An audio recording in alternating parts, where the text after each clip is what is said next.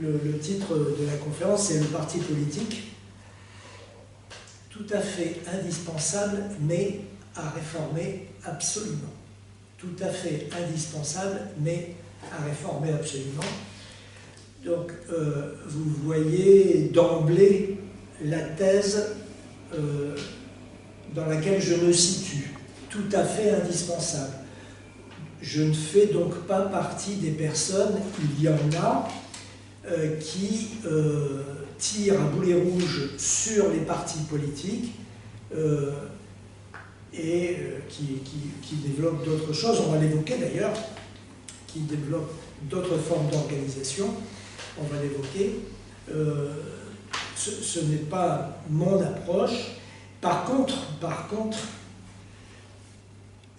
deuxième membre deuxième partie du titre, mais à réformer absolument. Et le absolument est à prendre au premier degré, c'est-à-dire c'est tout qui est à réformer dans le parti politique. Il va y avoir 3 conférences sur ce sujet, l'une, la première aujourd'hui, 19 novembre, ensuite 26 novembre, et enfin le mercredi suivant, début décembre. Le premier mercredi de décembre, de mémoire. Je m'appuie pour ces 3 conférences sur les travaux d'un philosophe que certains d'entre vous connaissent peut-être, sûrement, qui est Jean Quétier. Jean Quétier, c'est un enseignant de philo qui a publié très récemment le travail de parti de Marx, sous-titre « Intervenir dans les organisations ouvrières ». C'est aux éditions de la Sorbonne. Là, il s'agit de sa thèse d'État. C'est sa thèse. 2023. Publication 2023. Et la même année, Jean Quétier a publié cet ouvrage, Karl Marx sur le Parti révolutionnaire, précédé de L'adieu aux sectes, Marx, théoricien du parti, par Jean Quétier. Donc c'est un long texte qui précède Karl Marx sur le Parti révolutionnaire. Là, de quoi s'agit-il? Il s'agit d'une anthologie de textes de Marx. Éventuellement d'Engels aussi, hein, qu'au détour, on peut aussi trouver des textes d'Engels. Ne serait-ce que parce qu'il y a aussi des textes qui sont à la fois de Marx et d'Engels. Donc, une anthologie des textes de Marx que Jean Quétier fait précéder d'un long texte qu'il appelle L'adieu aux sectes, Marx, théoricien du parti, par Jean Quétier. Et puis, troisième ouvrage publié par Jean Quétier, donc là je crois que ça c'est 2024, de l'utilité du parti politique. Alors, on va dire que cet ouvrage-là, il est le fruit des 2 précédents, bien sûr. C'est un sous-produit grand public des 2 précédents. Le premier, c'est un travail de thèse, ça rentre dans beaucoup de détails. Le deuxième, c'est une anthologie, et celui-ci, il s'adresse à un public plus large. Un public plus large. De l'utilité du parti politique, sous-titre « Organisation, démocratie, émancipation ». C'est aux presses universitaires de France. Et il nous avait fait une conférence sur le populisme. Sur le populisme, il y a 3-4 ans. Oui, il y a 3-4 ans, et on voit aujourd'hui que le populisme prend de l'ampleur sur la planète. Voilà. Donc je m'appuie sur cet ouvrage-là. Je ne vais pas vous infliger une réflexion à partir d'une thèse ou d'une anthologie. Donc je m'appuie sur cet ouvrage-là, qui comporte 3 parties et qui pour moi vont faire à chaque fois une conférence. Voilà. J'ajoute que le même Jean Quétier a donné des articles à l'histoire générale, à l'histoire globale des socialismes 19e, 21e siècle, paru au PUF sous la direction de Jean Numa Ducange, Razmig Kecheyan et Stéphanie Rosa, sous la direction de ces trois personnes. Il a donné des articles, il y en a un sur le parti, un sur le communisme, et puis il y en a sûrement d'autres encore. Voilà. Et ça, c'est un petit peu avant. C'est en 2021. Ce n'est pas tout à fait récent. Alors, le parti politique, je l'évoquais un tout petit peu tout à l'heure, vous avez sans doute perçu qu'il y a des voix qui disent qu'il faudrait peut-être commencer à se passer des partis politiques. La première personnalité politique qui dit ça, la plus éminente, c'est Jean-Luc Mélenchon.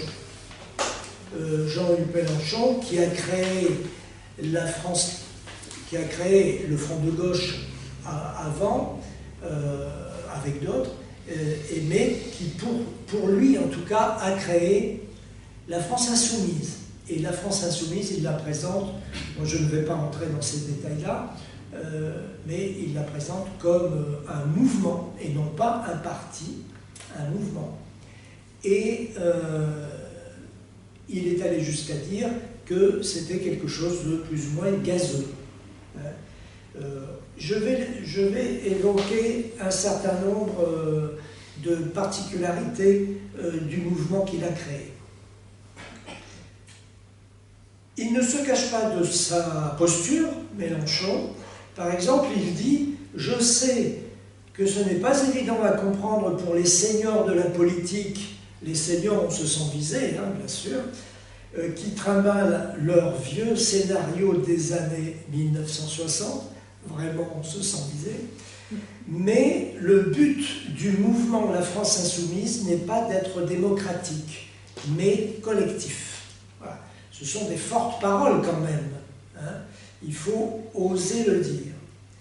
Et de fait, la principale étude sociologique consacrée à la France insoumise, à ce jour, elle conclut que son fonctionnement est fondé sur une configuration étrange que l'on peut qualifier, dit l'étude, d'anarcho-césarisme. Alors, anarcho-césarisme. Pourquoi? Parce que, dit Quétier, la base dispose d'une forte autonomie d'initiative, et ça, il n'est pas question de le nier, et parce que l'inventivité et l'auto-organisation sont valorisées. Là, si vous voulez, vous trouvez la dimension anarchiste, entre guillemets. C'est un rapprochement, évidemment. Je ne fais pas son rapprochement, et Quétier ne fait pas son rapprochement pour dénigrer la dimension créative, etc. Mais disons, c'est ce qui se rapprocherait le plus d'une dimension anarchiste. Tandis que, en même temps que ça, tandis que la capacité de décision est proche du néant. La capacité de décision de la base, bien entendu, hein, est proche du néant. Et que l'accès à la sphère dirigeante s'opère par cooptation, voire, dit Quétier, par népotisme. Et c'est pour cela que le chercheur parle d'anarcho-césarisme. Et cela fait dire au chercheur en question, qui s'appelle Igor Martinache, dans un article de 2020, que finalement, quand on voit ça, on se dit que les formes susceptibles de succéder aux partis politiques n'ont pas encore été inventées.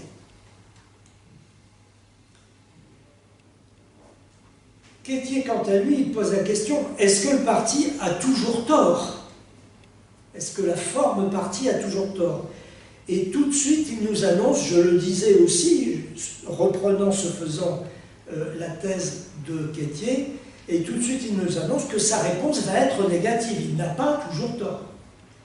Car le parti reste pertinent, selon Quétier, pour affronter, d'après lui, les enjeux de démocratie et d'émancipation. Démocratie et émancipation. Je rappelle le sous-titre organisation, démocratie, émancipation. Ce sont des grandes dimensions que Quétier va prendre en compte. Quétier va s'appuyer pour argumenter sa réponse sur des œuvres de Marx, de Lénine, de Gramsci, ainsi que sur l'histoire des organisations ouvrières. Donc il est dans une réponse négative. Pour autant, Quétier affirme aussi, je le cite, que la revalorisation et la revitalisation de la forme parti ne sont aujourd'hui possibles qu'à la condition d'intégrer ce que les critiques qui ont été formulées contre elle avaient de fondé. Donc, attention, il y a des critiques qui ont été formulées contre le parti, qui étaient justes, qui étaient bien ciblées, et il faut les prendre au sérieux, les prendre en compte. Donc, dit Quétier, mon projet n'est pas de réhabiliter le parti, mais de contribuer à une réflexion visant à le réformer. Voilà le projet. Et le plan de l'ouvrage, et qui est aussi le plan des 3 conférences. Première conférence, aujourd'hui, l'apport historique de la forme parti, l'invention de la forme parti, son apport historique, c'est aujourd'hui. La semaine prochaine, les critiques faites à la forme parti et les réponses que l'on peut faire. Et puis, début décembre, des pistes pour rénover la forme parti. Voilà.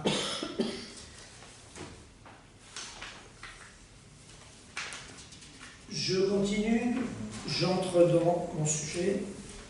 Donc, l'apport historique de la forme parti. Je vais aborder 3 points. Le premier, c'est la question de la naissance de la forme parti. Parce que, ne l'oublions pas, nous n'avons peut-être pas cette idée en tête, parce que nous sommes complètement, nous baignons dans une société où les partis sont nombreux, et depuis très très très longtemps. Mais il a fallu l'inventer, la forme parti. Il fut un temps où elle n'existait pas, et il existait autre chose à la place, nous allons voir quoi. Deuxième idée, là on va trouver beaucoup d'interventions de Marx, c'est que la forme parti s'est faite contre la secte. Ce qui existait avant la forme parti, c'était la secte, et il a fallu, disons, mettre à bas le concept, l'idée de secte, pour mettre à la place l'idée de parti. Et troisième thème, troisième chapitre d'aujourd'hui, eh bien, dire que le parti s'est révélé être, une fois qu'il a existé, il s'est révélé être un outil formidable pour la classe ouvrière, pour les ouvriers, à l'époque, fin 19e, début 20e. Aujourd'hui, c'est différent. Alors, la naissance de la forme parti.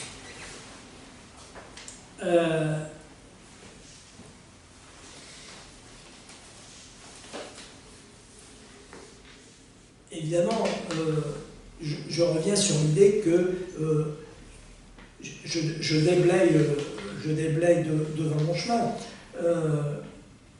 Laissons de côté des idées que nous pouvons avoir en tête sur le numérique, sur l'intelligence artificielle, sur les réseaux sociaux également.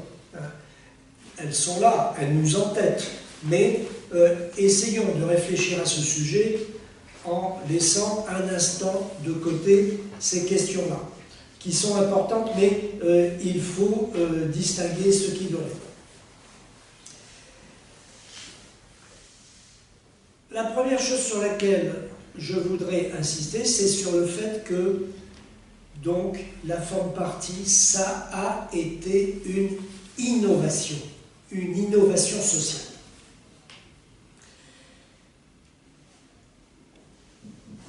Bien sûr, le mot parti existe depuis longtemps. On peut trouver des usages du mot parti dans l'Antiquité, mais pas avec le sens qu'il a acquis au cours du XIXe siècle, au cours de la deuxième moitié du XIXe siècle. Vous prenez Machiavel dans Le Prince, il y a le mot parti dans Le Prince de Machiavel, mais pas du tout avec le sens de parti politique tel que nous l'entendons. Donc laissons ça de côté. Laissons ça de côté. Le parti de Machiavel, on laisse ça de côté. Juste une citation. Vous allez voir pourquoi on peut le laisser de côté. Quand par exemple Machiavel dit « Toute cité est divisée en deux humeurs différentes, les grands et le peuple. » Les grands et le peuple. La première, les grands, désirant opprimer et commander l'autre, et la seconde, le peuple, ne pas être opprimé ni commandé par l'autre. Bon. Quand Machiavel parle comme ça, en fait, il a plus en tête quelque chose comme des classes sociales que des couches sociales représentant des intérêts différenciés. Donc là, nous aujourd'hui, on dirait les dominants, les dominés. Hein, mais voilà, c'est plutôt ça qu'il a en tête. L'idée de parti, elle flotte aussi en Grande-Bretagne au XIXe siècle. Vous savez, notre ami Victor va peut-être pouvoir le commenter, avec les Tories et les Whigs. C'est aussi une manière de situer des groupes de personnes, mais il y a une limite avec cette notion de Tories et de Whigs, c'est que ça ne concerne que des parlementaires. Ça ne concerne pas du tout des citoyens lambda. Donc, on ne va pas non plus considérer que les Tories et les Whigs représentent une... oui, Victor nous dira ce qu'il en pense. On ne va pas non plus considérer que les Tories et les Whigs représentent une anticipation de l'idée de parti. Voilà, donc en fait, jusque la mi-19e, on a un mot, le mot parti, y compris du temps de Machiavel, mais on n'a pas de concept. Pour arriver à un concept, il fallait deux choses. Il fallait, bien sûr, qu'émerge la notion, l'essence de cette idée de parti. Il fallait d'abord dépasser une idée typiquement rousseauiste sur la volonté générale. Et puis, d'autre part, il fallait, deuxième condition, il fallait changer d'attitude par rapport à toutes les postures conspirationnistes qui existaient à l'époque, aux premières moitiés du 19e. Alors, les idées rousseauistes, d'abord. Les idées rousseauistes, elles consistaient, dit Quétier, à rabattre le parti sur une faction ou sur la brigue et à y voir une menace pour l'expression de la volonté générale. voilà comment Rousseau parle des partis. Ce sont des factions ou des brides. Quétier nous dit que ce dépassement, il va être facilité dans le courant du 19e, deuxième et troisième quart, ou deuxième tiers, c'est comme on voudra, avec l'apparition des premières cohortes d'ouvriers, finalement. La révolution industrielle, année 1830-1840, les premières manifestations substantielles. Et donc, voilà, année 1830, 40, 50, 60, deuxième et troisième quart, on va dire, pour rester vague. C'est à ce moment-là que vont apparaître les premières cohortes d'ouvriers et qui vont favoriser la sédimentation de cette idée de classe ouvrière et de parti.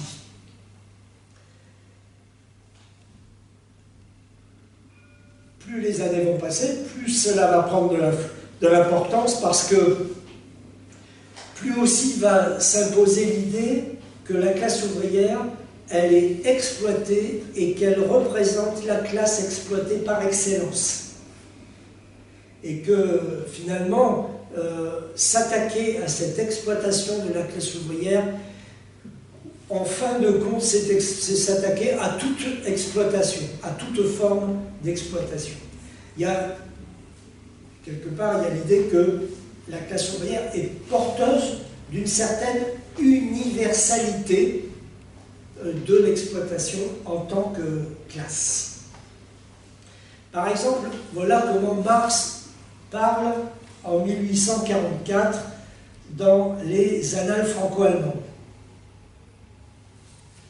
Il est ici question d'une classe aux chaînes radicales, d'une classe de la société civile qui n'est pas une classe de la société civile, d'un État qui est la dissolution de tous les États, d'une sphère à laquelle ces souffrances universelles confèrent un caractère universel et qui ne revendique aucun droit particulier, parce que ce n'est pas une injustice particulière, mais bien l'injustice tout court qui est commise à son encontre. Voilà, c'est cette...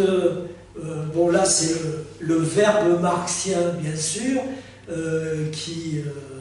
c'est la péroraison marxienne, on va appeler ça comme ça, mais c'est ce genre d'idée qui va précipiter au sens chimique du terme progressivement dans le courant donc deuxième, troisième quart du 19e siècle. Et la deuxième condition pour arriver à la forme partie, dépasser la forme sec, c'était de se débarrasser de cette idée de la méthode conspirationniste. Abandonner l'idée, dit Quétier, que de renverser le pouvoir en place grâce à l'action souvent violente d'un petit nombre d'individus déterminés. Voilà. Des cow-boys. Et cette approche, elle va être liée à deux choses. L'action minoritaire, d'une part, et la clandestinité. Le conspirationnisme, c'est l'action minoritaire et la clandestinité. Je vous renvoie à la conspiration, à la conjuration des égaux menée par Babeuf sous le Directoire et dont Philippe Buonarroti, ce nom doit vous dire quelque chose, transmettra l'héritage au cours du premier 19e siècle. Il va écrire un ouvrage là-dessus. Et puis je vous renvoie aussi à la tentative insurrectionnelle de mai 1839 menée par Barbès et Blanqui dans le cadre de la Société des Saisons et qui sera un échec et va susciter une répression féroce. L'idée va émerger dit Quétier, qu'une insurrection aussi bien préparée soit-elle n'a de chance d'aboutir que si elle est portée et soutenue par de larges masses impliquées dans sa mise en œuvre et conscientes des objectifs en vue desquels elle lutte. Voilà l'idée qui va avancer progressivement. Et c'est toutes ces prises de conscience progressives qui vont permettre progressivement de dépasser cette notion de secte. Pas de questions, je continue. Ouais.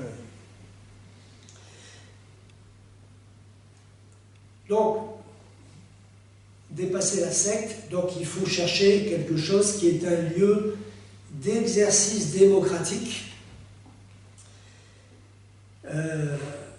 Et là-dessus, il faut insister. J'insiste beaucoup. La classe ouvrière qui invente la forme partie dans le cours du XIXe siècle, elle invente en même temps quelque chose à quoi elle associe très clairement l'exercice de la démocratie. C'est aussi une des raisons pour lesquelles nous, aujourd'hui, on peut y tenir aussi, à la forme partie, hein, par fidélité avec les avancées qu'ont faites ces anciens. Alors, bien sûr, on y viendra la semaine prochaine. Bien sûr, quand on dit cela, il n'est pas question non plus de passer sur les avanies que la forme partie a connues au XXe siècle. Le XIXe, on va y venir. Mais au XXe siècle, on sait bien. Hein, Staline, par exemple, a imprimé à la forme partie des caractéristiques. Bon, je n'insiste pas parce qu'on y a consacré, Jean-Pierre le disait tout à l'heure, 11 séances de janvier à juin 2025. Et donc, on ne va pas refaire l'histoire, mais donc il n'est pas question de passer là-dessus, bien entendu. Mais on en parlera la semaine prochaine. J'ai juste une question. C'est les mêmes périodes du XIXe siècle où les francs-maçons se développent de partout. Hein. Est-ce que ça a apporté une influence sur la création des partis politiques?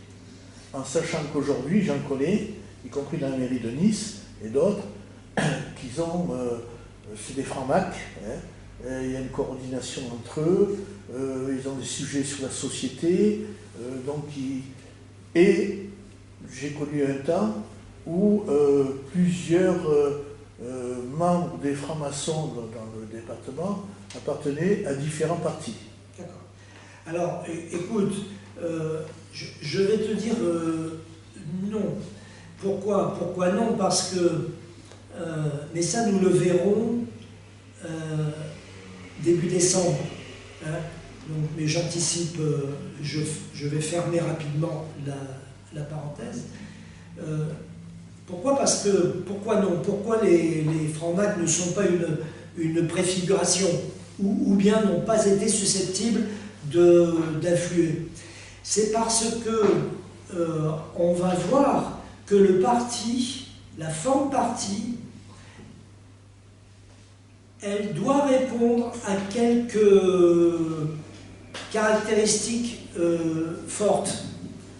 D'abord, c'est d'être ouverte sur la société dans toutes ses formes, hein, et ne pas donc reproduire en quoi que ce soit une organisation clandestine. Clandestine, le mot est fort, hein, parce que les francs-maçons ne sont pas, c'est pas du tout une organisation clandestine, mais disons une organisation avec des conditions d'adhésion, un fonctionnement bien spécifique, etc. Et le parti politique, ça ne répond pas à ça. D'autre part, deuxième caractéristique, c'est le fait de représenter une ou des couches sociales. Et les francs-macs répondent pas non plus à cette définition. Peut-être que de fait, les francs-maçons, telle ou telle obédience, peut-être que de fait, je ne le sais pas, hein, je ne sais pas, mais peut-être que de fait, ils sont centrés, allez savoir, sur les classes moyennes ou les classes supérieures, enfin, j'en sais rien, prenez ça comme un délire, hein, comme des hypothèses en l'air. C'est bien possible, mais ça n'est qu'un constat de fait, il n'est pas nécessairement revendiqué, ça ne renvoie pas à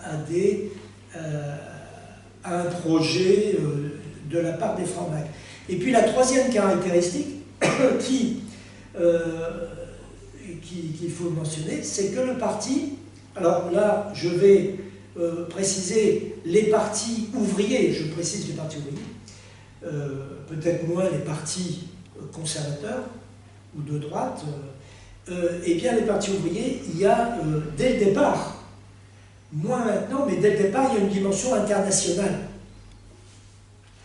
qui fait partie de leur essence, de leur ADN. On va être amené à l'évoquer. Donc, la réponse est plutôt non. Plutôt non. Voilà, après, ça c'est pour les caractéristiques. On pourrait évoquer la question du fonctionnement. Moi j'ai quelques lumières sur une obédience, je ne sais même plus laquelle, parce qu'on a connu quelqu'un, il fut un temps, qui était franc-maçonne, mais c'est vrai que le sentiment que j'en ai gardé, c'est que c'était un fonctionnement bien réglé, pas mal de règles, il y a je sais pas quoi, les chapeaux, les robes, ceci, cela, il y a les planches, etc., etc. Bon, dans les partis que nous avons connus, nous, toi, moi, etc., c'était pas ça, et c'est encore moins ça, on ne dira pas ce que c'est, mais peut-être que, enfin moi je vois ça comme ça, dans les représentants des partis, enfin les gens qui constituent les partis, la plupart ils sont ancrés dans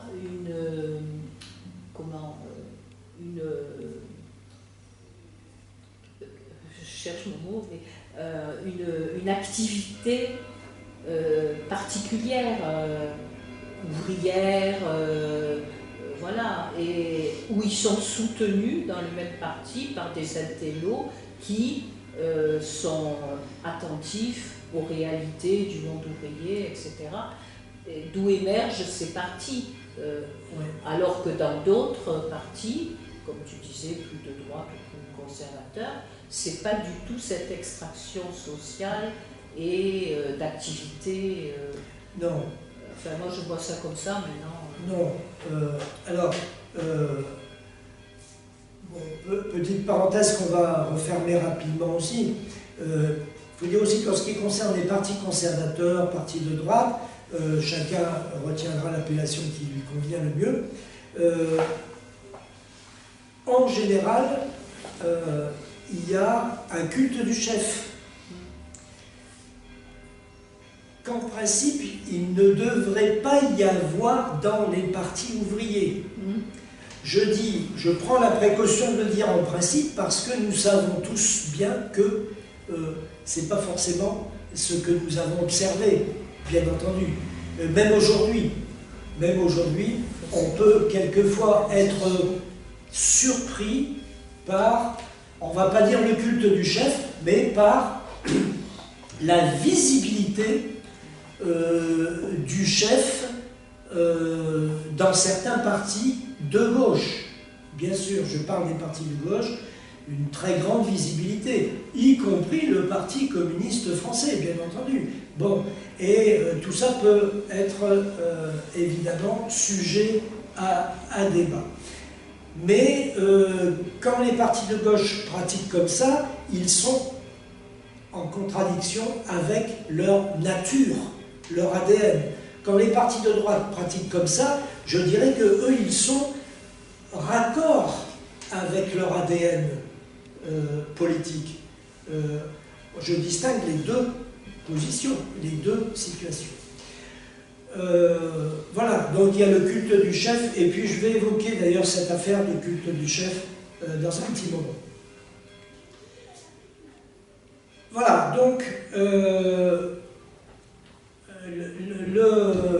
le parti émerge à un moment donné, au cours du 19e, l'idée de travail démocratique précipite tout doucement, et encore une fois, je le répète, il faut retenir comme étant important que c'est la notion de travail démocratique, de pratique démocratique qui accompagne la naissance des partis. Il y a un moment important qu'il faut citer, c'est le manifeste du Parti communiste de Karl Marx,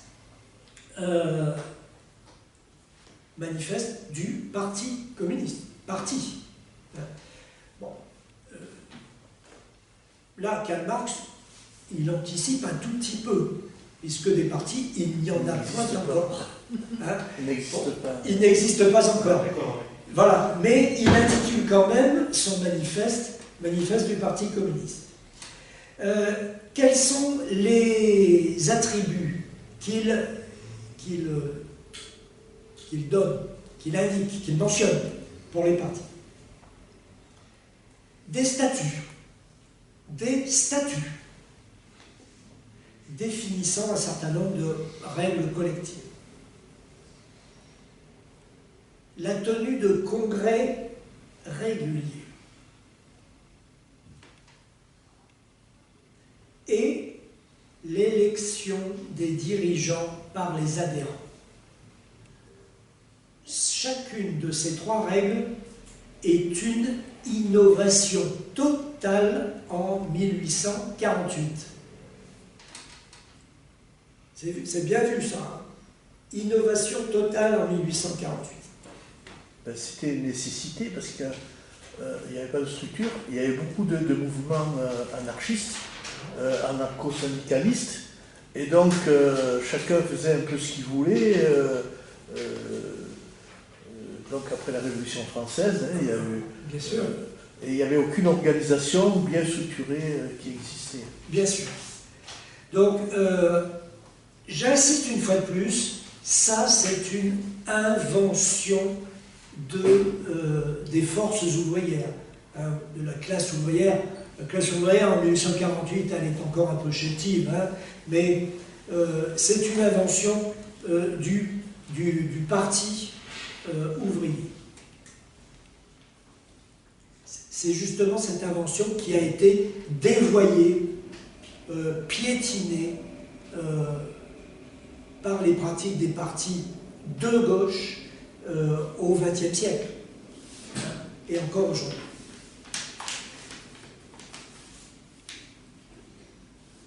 Je reviens sur l'idée que le parti s'est fait contre la secte.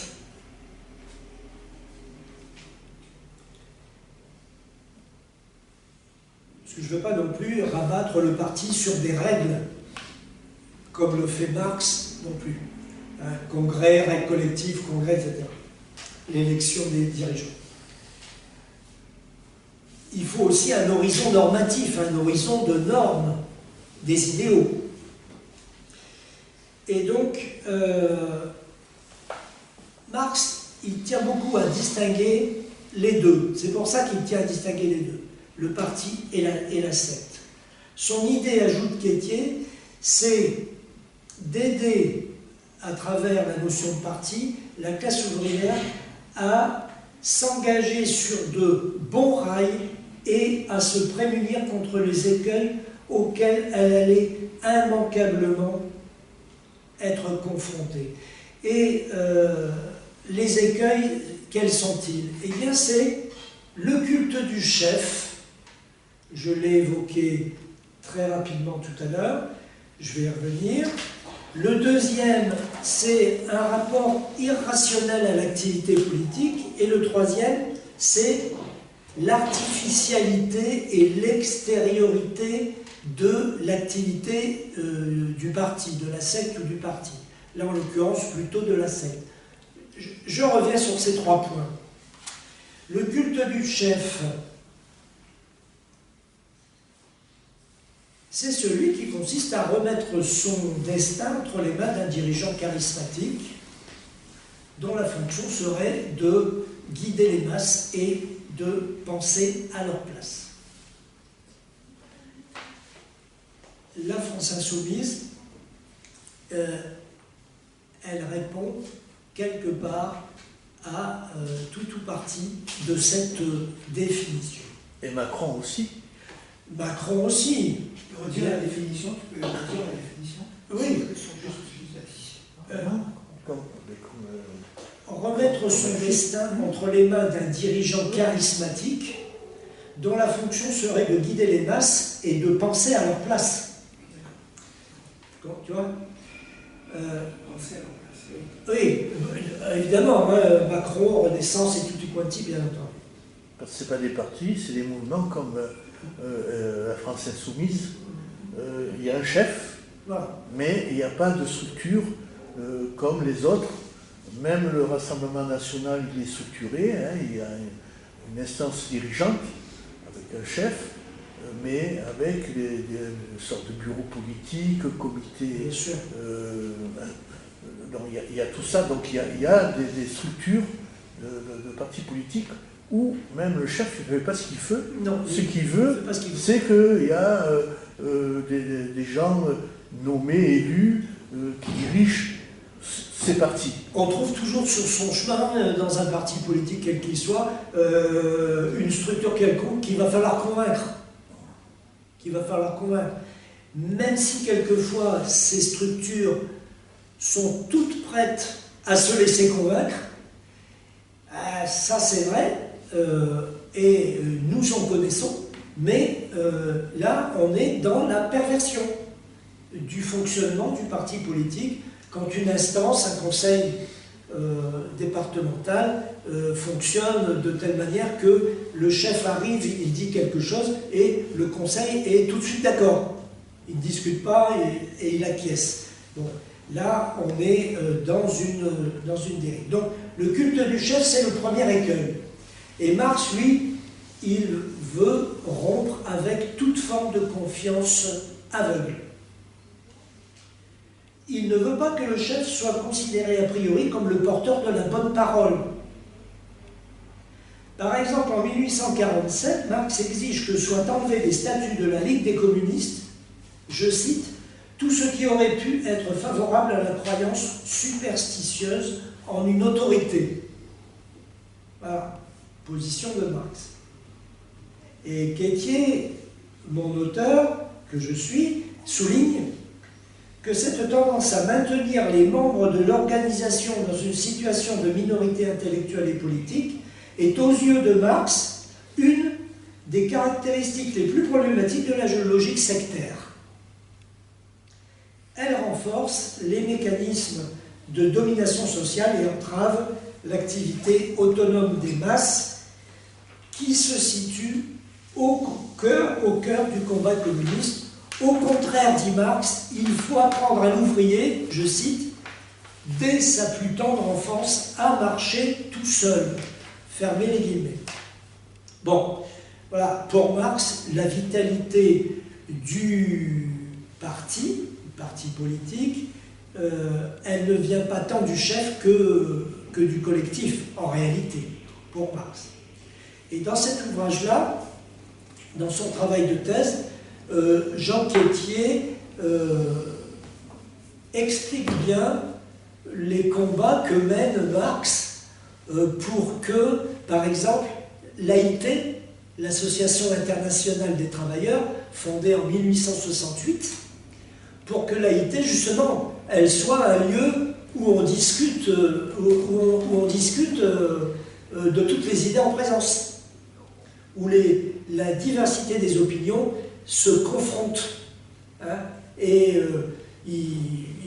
Marx est très très étonnant. Je fais une toute petite parenthèse. Becquetier, lui, en fait 3 couches. Hein, c'est son job, là, c'est un travail de thèse. Hein. Eh bien,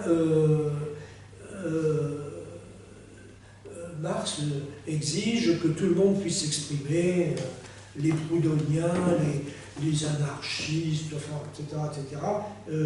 Il veut que tout le monde puisse parler.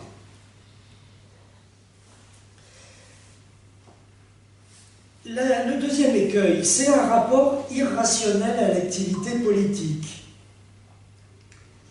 C'est par exemple, dit Quétier, quand l'organisation cesse de s'adresser à l'intelligence des individus pour privilégier d'autres ressorts de nature essentiellement passionnelle.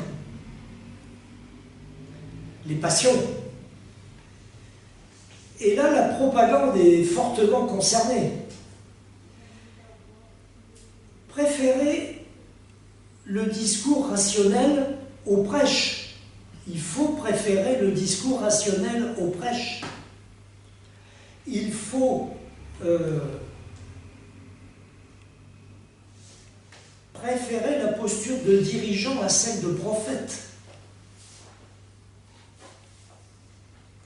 Il ne faut pas faire fond sur l'ignorance des auditeurs. Elle est souvent très importante, cette ignorance. Mais il ne faut pas instrumentaliser. Il ne faut pas profiter de l'ignorance des auditeurs pour leur imposer des idées. En bref, là aussi, proscrire tout ce qui pointe de près ou de loin avec une logique religieuse, dit Marx, qui porte presque inévitablement au fanatisme, quand ce n'est pas au terrorisme. Mot très fort, surtout aujourd'hui. Et là, en ce qui me concerne, j'ajouterai une remarque. Encore une autre remarque, c'est d'ajouter de se méfier de l'éloquence. Moi, j'ajoute ça. Se méfier de l'éloquence. Moi qui vous parle, j'en parle d'expérience. J'étais dans un job où c'était bien porté, l'éloquence. Sauf que l'éloquence, c'est aussi une façon de circonvenir l'auditeur, de paralyser sa raison. Et donc, je pense qu'il faut s'en méfier d'office. Je ne vais pas jusqu'à la condamner, parce que c'est un art aussi, donc que cet art existe, ça peut aussi être une bonne chose, mais il faut faire attention à quoi on veut le faire servir, on veut la faire servir. Et puis alors le troisième écueil, c'est ce que j'appelais tout à l'heure l'artificialité et l'extériorité. Pour Marx, dit Quétier, le parti se distingue de la secte par sa capacité à entrer en phase avec le rythme spécifique de la mobilisation des masses, alors que la secte se situe toujours à contretemps de cette dynamique. Donc le parti, je l'ai déjà évoqué quand j'ai répondu à ton intervention sur les francs-maçons, le parti il essaie quand même d'écouter les masses. Est-ce qu'il le fait bien? Bien sûr que non. Hein, mais là, je suis dans l'ADN, dans la nature, dans l'essence, dans une réflexion philosophique. Hein, donc peut-être je devrais dire, le parti devrait être à l'écoute des masses pour tenir compte du fait qu'il n'est pas toujours. Par exemple, encore une fois, Marx, qu'est-ce qu'il dit de l'AIT en 1868? Elle vient d'être créée.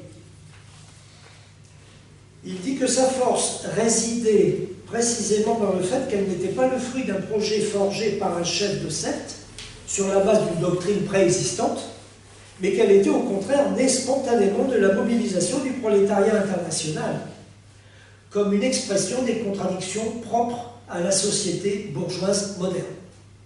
Voilà. la dimension artificielle de la secte est encore renforcée, dit Quétier, par le rapport d'extériorité fondamentale qu'elle entretient à l'égard des dynamiques spontanées auxquelles elle entreprend de se substituer. Parce que non seulement elle est extérieure, mais en plus, elle nie les dynamiques populaires qu'elle a sous les yeux et elle prétend y substituer ses propres logiques. Donc, Marx dit « La secte ne cherche pas sa raison d'être et son point d'honneur dans ce qu'elle a de commun avec le mouvement de classe, mais dans le shibboleth particulier qui l'en distingue. » Shibboleth, mot qu'il faut définir. Alors, shibboleth, ça c'est un truc que j'ai appris. C'est le mode d'expression de prononciation spécifique à un groupe. On pourrait ainsi dire petite musique particulière, shibboleth. Petite musique particulière. L'accent de Victor, par exemple. Le shibboleth de Victor. Le mot vient de la Bible. Ah, ça c'est possible. Je ne peux pas te dire. C'est une question. Hein. Je ne peux pas te dire, Victor. Je ne peux pas te dire. Ah, c'est possible. Voilà. Donc, je relis. La secte ne cherche pas sa raison d'être et son point d'honneur dans ce qu'elle a de commun avec le mouvement de classe, mais dans le shibboleth particulier qui l'en distingue. Voilà. Donc, il y a quelque chose dont on est prêt dans tout ce que je dis là. C'est une fameuse formule de Lénine. Lénine qui disait le parti, il doit s'attacher à l'analyse concrète des situations concrètes. Donc vous voyez, dans ce que je dis là, les reproches que l'on fait au parti, on voit bien qu'on tourne autour de cette idée qu'il faut que le parti s'attache à l'analyse concrète des situations concrètes.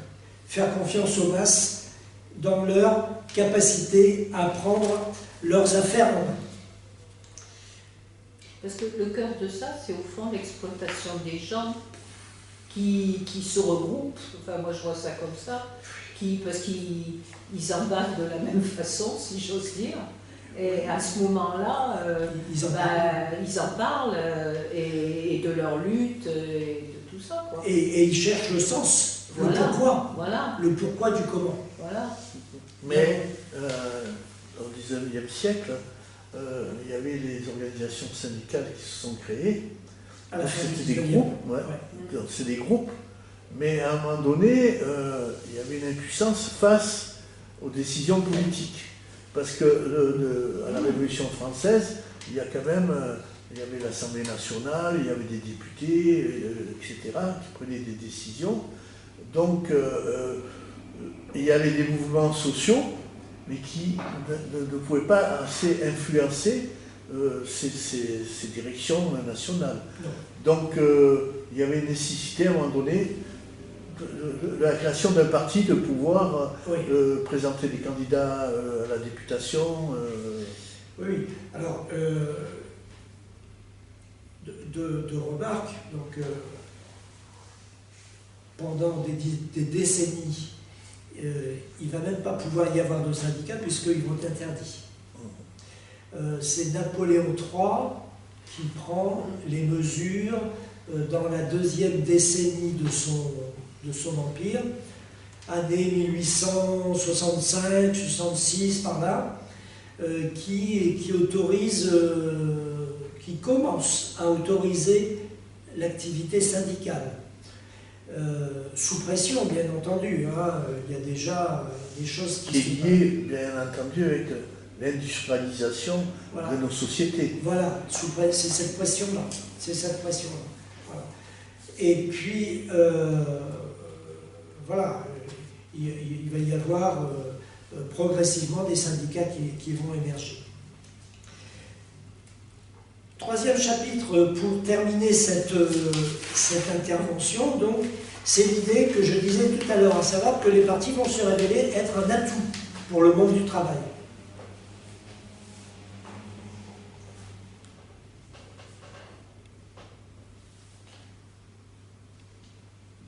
Alors, il faut dire une première chose, c'est que l'apogée des partis de masse, entre la fin du XIXe siècle et le milieu du XXe, elle correspond à une période très particulière où le monde du travail est reconnu en tant que tel, et sa place dans la société et sa centralité sociale est reconnue également. À l'inverse de la situation que nous connaissons aujourd'hui, où la centralité du travail est mise en question. On peut discuter de la justesse, bien entendu, de ces débats-là. Le fait est qu'elle est mise en question. Il y a même un auteur dans les années 80 ou 90, Dominique Méda, qui a publié un livre qui s'intitulait « La fin du travail », par exemple. Bon, cet ouvrage n'a pas eu un succès intellectuel important. Il a rapidement été, disons, contredit par des tas et des tas de recherches ultérieures. Mais c'est un signe quand même que quelqu'un ait publié un livre sous ce titre-là. Donc nous sommes, ça c'est pour dire quoi? C'est pour dire que nous discutons de tout ça aujourd'hui avec comme arrière-plan, eh bien disons, un contexte intellectuel où le travail est dénigré, la classe ouvrière, bon, il n'y en a plus, arrêtez de nous parler de la classe ouvrière, elle n'existe plus, etc. Bon. L'époque dont je vous parle, elle est différente. Là, l'époque dont je vous parle, 19e, 20e, et surtout mi-19e, début 20e, eh bien, c'est l'inverse. C'est une époque au cours de laquelle le travail est en train d'acquérir, année après année, des positions dans la société. Et c'est une époque où va se faire l'entrée en politique de la classe ouvrière, grâce aux partis de masse qui vont exister. Et c'est une époque au cours de laquelle des individus que rien ne prédestinait à peser sur le cours des choses vont soudain avoir la possibilité de prendre leurs affaires en main d'une manière bien plus considérable que ce que le suffrage universel lui-même était susceptible de faire et même avait prévu, puisque au début du 19e, ben, vous savez comme moi que nous avions des formes de suffrage censitaires.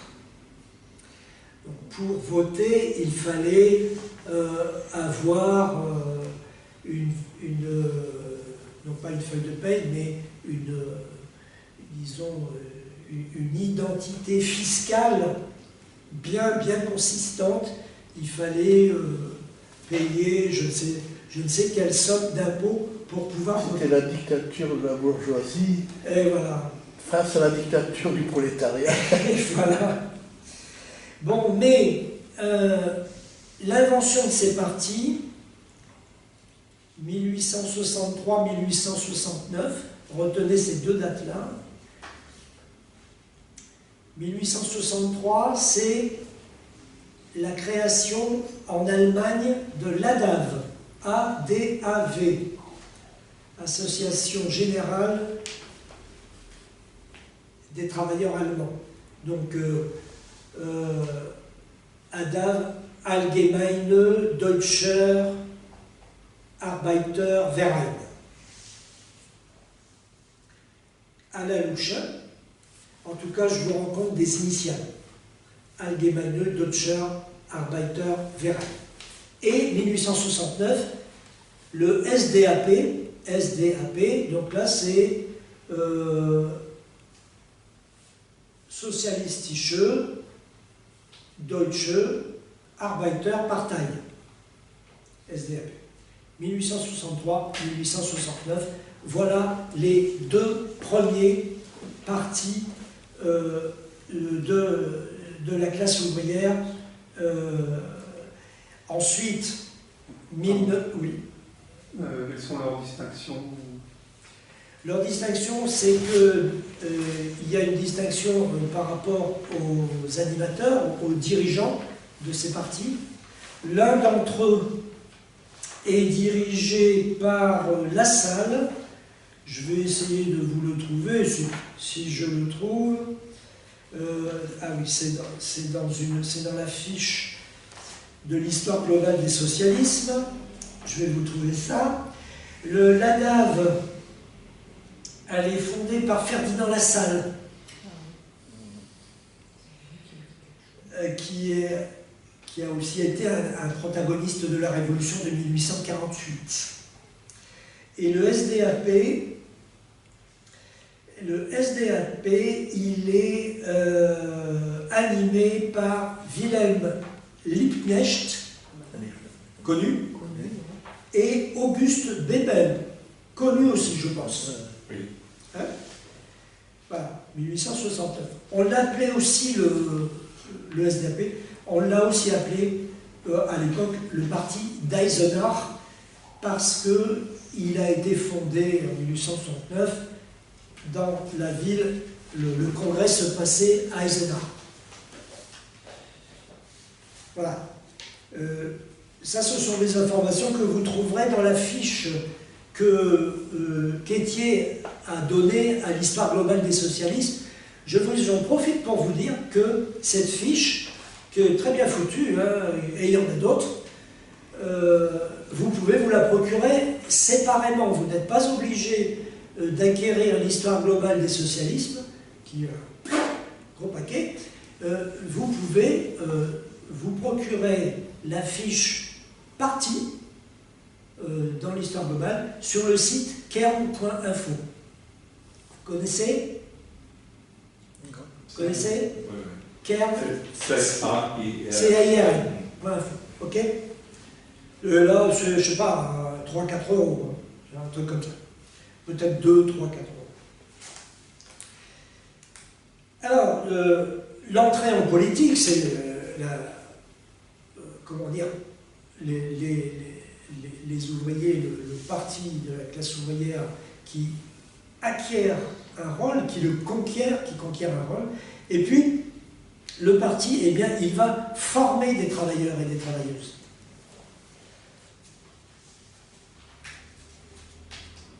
Comme le parti se fixe comme objectif de gérer l'État, eh bien, il va s'obliger à former des gens. Hein, sûr. Et là, il y a un exemple historique, c'est le Parti communiste français.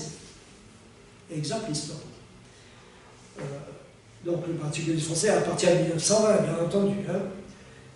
Alors pas tout à fait à partir de 1920 en ce qui concerne la formation des travailleurs et des travailleuses, mais assez vite, hein, dans les années 30 et encore plus après, années 40, 50, 60.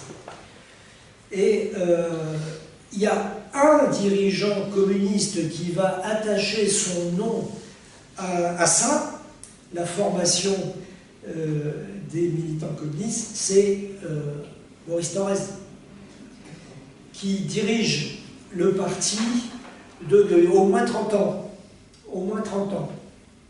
Hein, des années 30 aux années 60. Là, je vous demande de vérifier quand même, hein, mais on va dire à la louche. Tu vérifies sur Internet. Donc, et Maurice Thorez, il va, donc à son époque, quand vous adhérez au parti, il y a tout de suite une école élémentaire. Vous êtes rattaché à une cellule, et cette cellule, elle organise pour les adhérents régulièrement des écoles élémentaires. Vous savez peut-être quel est le philosophe communiste qui a attaché son nom à tous ces cours qui étaient donnés pour les écoles élémentaires, c'est Politzer, qui a publié les principes élémentaires de philosophie, édition Delga. C'est édition récente, moins de 10 ans. Hein, édition récente. Il faisait des conférences avant la Deuxième Guerre mondiale. Il a été assassiné par les... Du 18 juillet 1930 au 11 juillet 1964. Eh oui, 34 ans. 34 ans. C'est pas une paille. 34 ans. Après, il y a eu la période de guerre, Oui. où il s'est réfugié en Union soviétique. Bien sûr. Et ça ne m'étonne pas que Thorez, il a beaucoup fait pour les formations. Alors, oui. Il a été lui-même ouvrier. Il était mineur de fond dans le Nord. Mineur de fond. Dans le Nord. Bien sûr. Donc, Là, il avait été mineur. Dans la haute époque, donc, dans le particulier, vous aviez les écoles élémentaires dont l'organisation était confiée aux cellules de quartier ou d'entreprise. Ensuite, vous aviez les écoles fédérales. J'ai organisé, comme leur nom l'indique, par les fédérations. On dit maintenant les départements. Moi, j'en ai fait une. Jean-Pierre aussi. Et puis après, vous aviez l'école centrale d'un mois et l'école centrale, encore après, de 4 mois ou 6 mois. Je suis le dernier du département à l'avoir fait. Voilà, donc lui, il en a fait. Après, il y a une époque, on faisait 1 an à Moscou. Hein. Et pour les personnes... C'est plus de ma génération. Pour les personnes que le parti souhaitait... auxquelles il souhaitait confier des responsabilités de permanent, etc. Bon, mais ça c'est pour vous dire. Et puis il y avait des tas de trucs à côté, bien entendu. Il y avait des réunions, des organisations de masse, l'Union des femmes françaises, le Secours populaire, l'ARAC pour les anciens combattants. Qu'est-ce que j'oublie? Voilà, il y avait des tas d'organisations de masse qui donnaient l'occasion à des militants du Parti communiste de s'investir dans l'animation de ces organisations. Ben, la FSGT aussi. La FSGT, voilà, et qui était autant d'occasions de faire des interventions, de concevoir des projets d'action, etc., etc., etc. Mais par rapport aux autres partis, c'était les rois, alors, la formation. L'époque que j'évoque, peut-être avec un peu de nostalgie, et nous étions les seuls, évidemment. Ah ouais. Voilà, nous étions les seuls. Enfin, peut-être que si je dis ça, j'exagère, mais en tout cas, au niveau auquel c'était porté, je pense que nous étions les seuls. Voilà. Là, il y a Marianne du journal de août 2023. Ouais. Il parle des partis, Ouais. et il parle par exemple, du Parti communiste, qu'il a formé énormément des futurs députés, des ministres, etc. C'est ça. C'était vraiment son objectif. Malheureusement, aujourd'hui, il ne se passe plus grand-chose. Voilà. À l'époque, oui, il ne se passe plus grand-chose. À l'époque, par exemple, il y avait les 3 jours du livre marxiste. Qui a souvenir des 3 jours du livre marxiste? Nous y sommes allés plusieurs fois à Paris.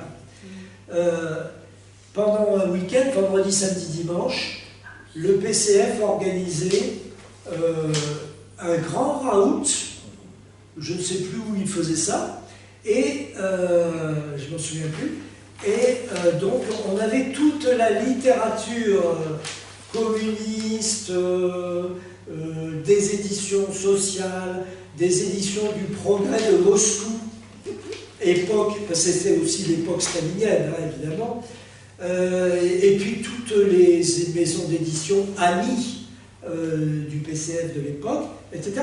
Et nous allions là, et puis on revenait avec une flopée de bouquins, etc. Mais on avait nos librairies nouvelles, il y en avait une à Cannes et une à Nice, et puis qui ont disparu. Oui, rue Bonaparte, il y avait une librairie nouvelle à une certaine époque. Et à Cannes, rue Léon Noël, Voilà. pareil. Et il faut aussi parler de quelque chose de très très très important, c'est le communisme municipal.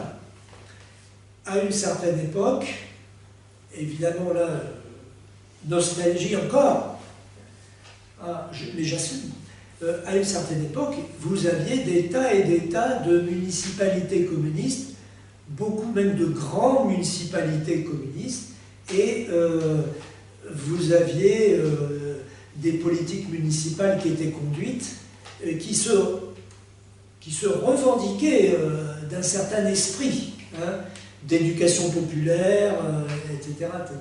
Bon. On a appelé ça le communisme municipal. Le Parti communiste lui-même, il appelait ça le communisme municipal. Bon. Tout ceci est parti à 90%, puisque nous avons perdu ces mairies. Souvent au bénéfice, il faut bien le dire, du Front National. Hein, souvent. Bon. Antoine Vitesse, homme de théâtre, hein, créateur du Festival d'Avignon, Antoine Vitesse, il avait une formule « culture élitaire pour tous ». C'était ça le mot d'ordre, « culture élitaire pour tous ». C'était le mot d'ordre de l'époque du parti.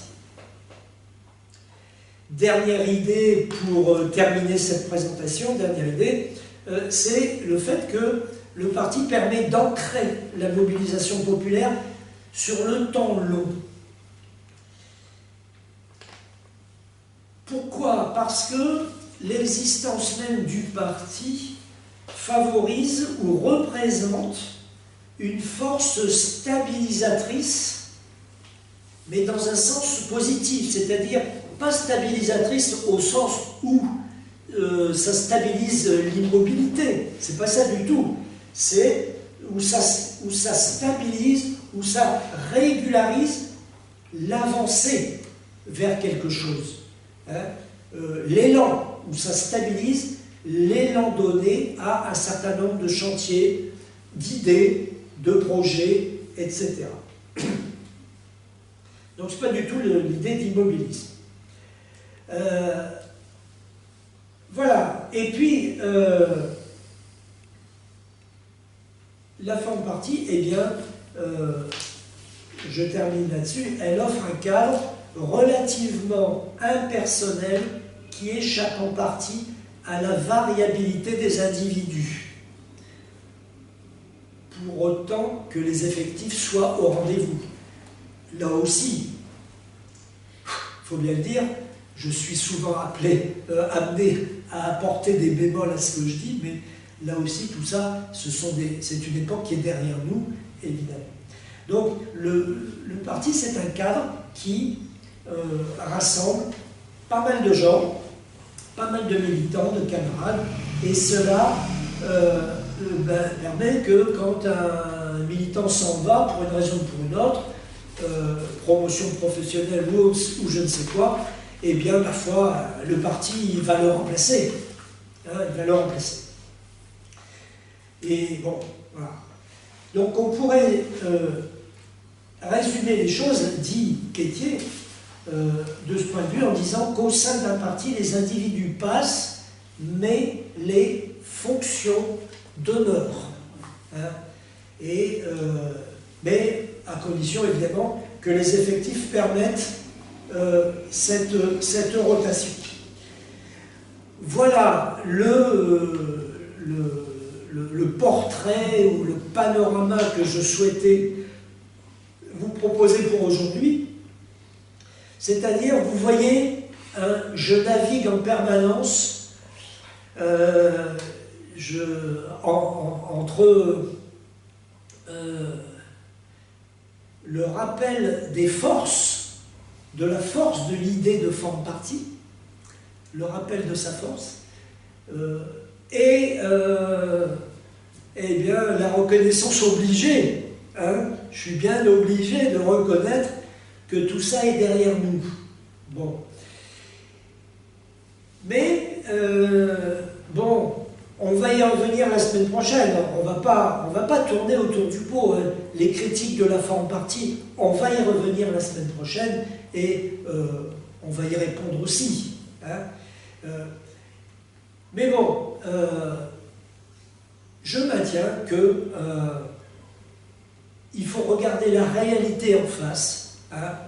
On ne va même pas dire on, hein. J'allais dire on n'a pas été bon, on n'a pas été à la hauteur, etc.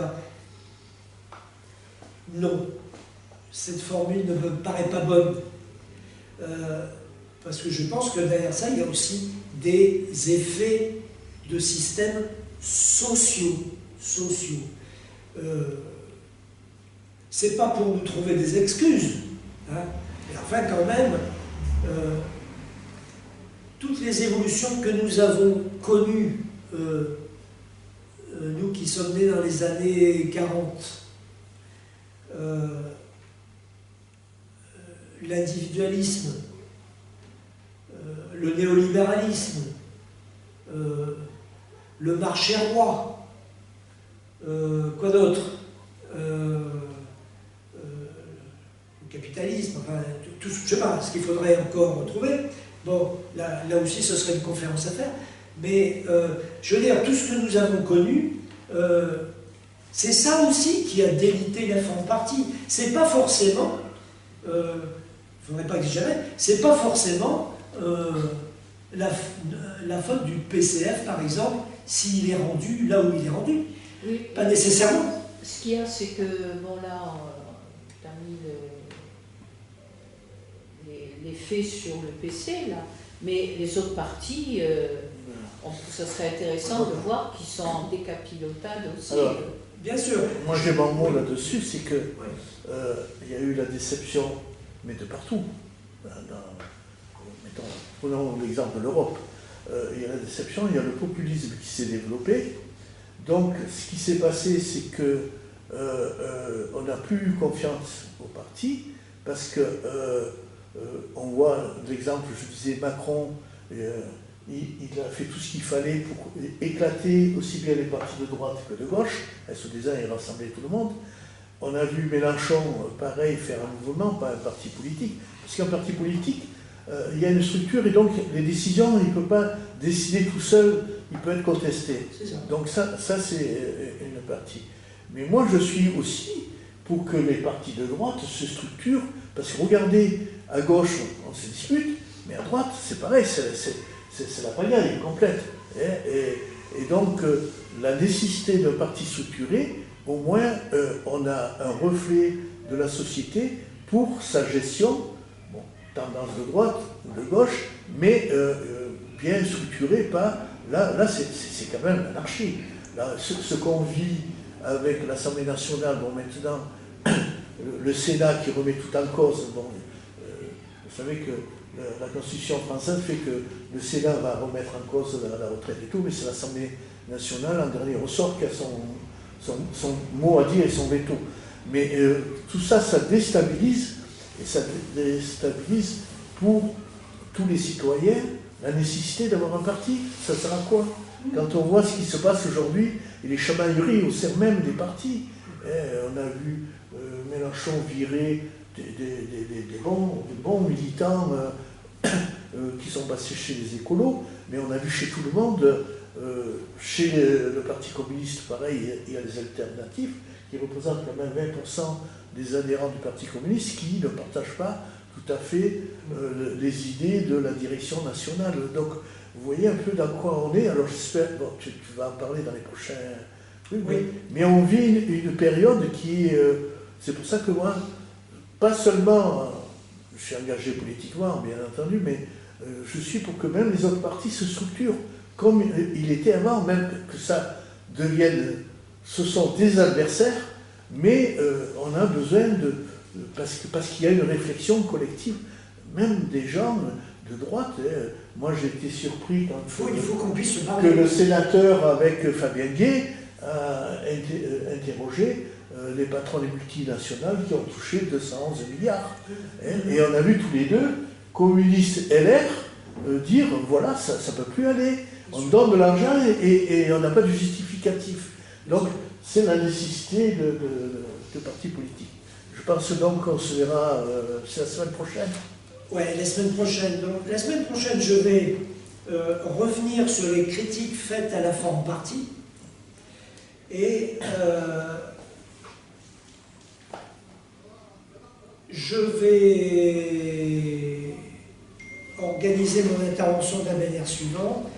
Je vais évoquer un débat, une recherche, un débat du 19e, début 20e, 1911, sur le fonctionnement des partis politiques. Il s'agit d'un sociologue allemand, Robert Michels, qui a étudié le fonctionnement du Parti socialiste allemand, du SPD, au début du XXe siècle, du SPD, et qui a constaté évidemment un certain nombre de déviations dans ce fonctionnement. Je n'en dis pas plus, je vais aborder ça la semaine prochaine. Et puis il y a des nouvelles critiques, ou des critiques nouvelles, des critiques du XXe siècle, on va dire. Là, il s'agit plutôt de la critique de Robert Michels, d'une critique classique, mais il y a des critiques du XXe siècle, j'y reviendrai. Et puis je me poserai la question, est-ce qu'on peut faire sans la forme parti? Pour répondre, vous avez compris tout de suite que je vais répondre non. Donc ça, c'est le sujet de la semaine prochaine. D'accord. Voilà. Et la troisième fois, eh bien, nous passerons dans une posture encore différente, une posture propositionnelle. Comment faire pour améliorer la forme parti que nous voulons garder? Bien sûr. Améliorer. Voilà.